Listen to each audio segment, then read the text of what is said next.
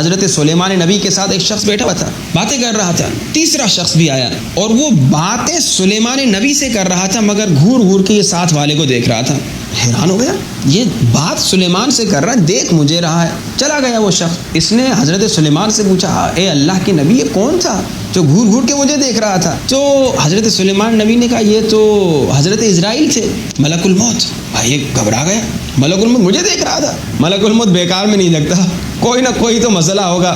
ڈر گیا، گھبرا گیا، کہا کہ سلیمان نبی آپ تو بڑے طاقتور نبی ہیں، آپ مجھے کہیں بہت دور بھیج دیجئے، بہت دور جہاں ملک الموت مجھے پکڑ نہ سکے۔ اب سادہ بیچارہ انسان ملک الموت پکڑنا چاہے تو ہر جگہ پہ پکڑ لے گا، موت سے بھاگ نہیں سکتے تم۔ سلیمان نبی نے کہا ٹھیک ہے، تمہاری خوشی کی خاطر میں تمہیں بہت دور بھیج دیتا ہوں، اور روایات کے مطابق اسے سلیمان نبی نے ہندوستان بھیج دیا، بہت دور۔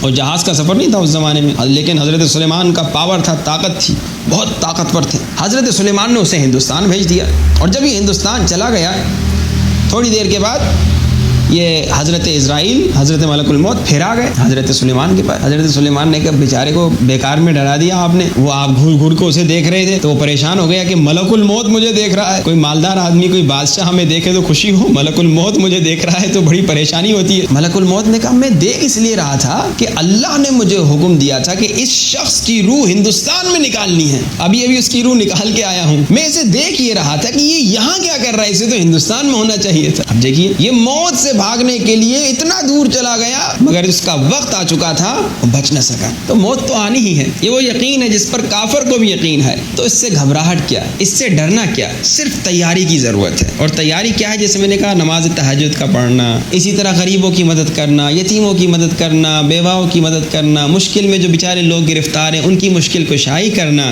یہ ہے تیاری۔ روایات میں ملتا ہے تیاری کیا ہے؟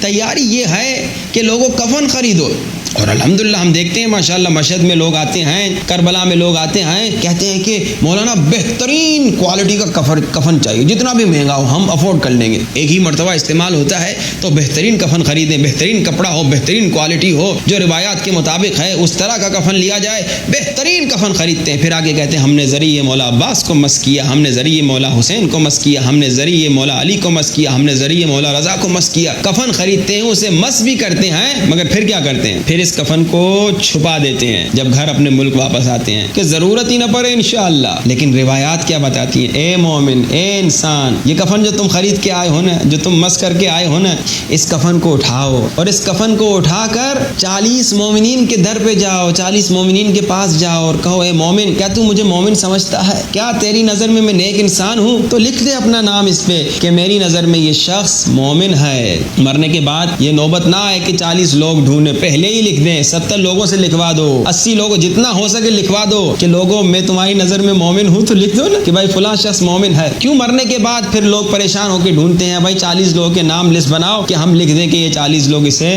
مومن سمجھتے تھے۔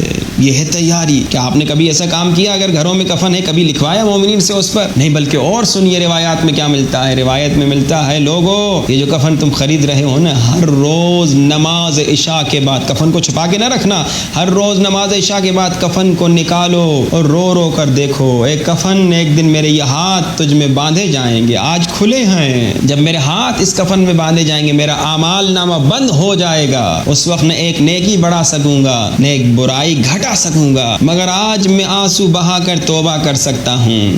آج میں نے اگر کسی کا حق کھایا ہے، پورے دن میں اگر کسی کی غیبت کی ہے، پورے دن میں اگر کسی کی توہین کی ہے، پورے دن میں اگر کسی کے ساتھ بدتمیزی کی، آج میں جا کے معافی مانگ سکتا ہوں، مگر کل جب اس کفن میں میرے ہاتھ باندھے جائیں گے میں کسی سے معافی نہیں مانگ سکوں گا، میں کسی کا حق واپس نہیں کر سکوں گا۔ تو اے انسان جلدی کر، جلدی اس کا حق ادا کر دے جس کا حق تو نے کھایا ہے، جلدی اس سے معافی مانگ لے جسے تو نے بدتمیزی کر کر، غیبت کر کر دل میں تکلیف پہنچائی ہے، جلدی نمازیں اپنی قضا ادا کر، کیونکہ جب کفن میں باندھے جاؤ گے تب پھر تیری اعمال نامہ تیرا بند ہو جائے گا، تیری قضا نمازیں نمازیں رہ جائیں گی ان کی تمہیں سزا ملے گی، تیرے قضا روزے رہ جائیں گے ان کی تمہیں سزا ملے گی، مگر یہ کہ تمہارے نیک بچے ہوں جو خود نماز پڑھیں یا کسی سے پڑھوائیں، جو خود روزہ رکھیں یا کسی سے تمہارے قضا روزے رکھوائیں، نہیں تو بدبخت تو بیچارہ ہو جائے گا۔ اے انسان، ہر روز نماز عشاء کے بعد جب آپ اپنے کفن کو دیکھیں گے تو کیا ہوگا؟ آٹومیٹک آپ گناہ سے دور ہوں گے، آٹومیٹک جو گناہ کیے ہیں ان کی توبہ کریں گے۔ جب آپ ہر رات توبہ کر کے سوئیں گے تو سکون سے سوئیں گے۔ آج توبہ کر سکتے ہیں، آج ایک قطرہ آنسو کا وہ کام کر سکتا ہے جو 7 سمندروں کا پانی مرنے کے بعد نہیں کر سکتا۔ ایک قطرہ میں نے بہایا رو رو کر، میرے اللہ مجھے بخش دے، اللہ بخش دے گا، اللہ کریم ہے۔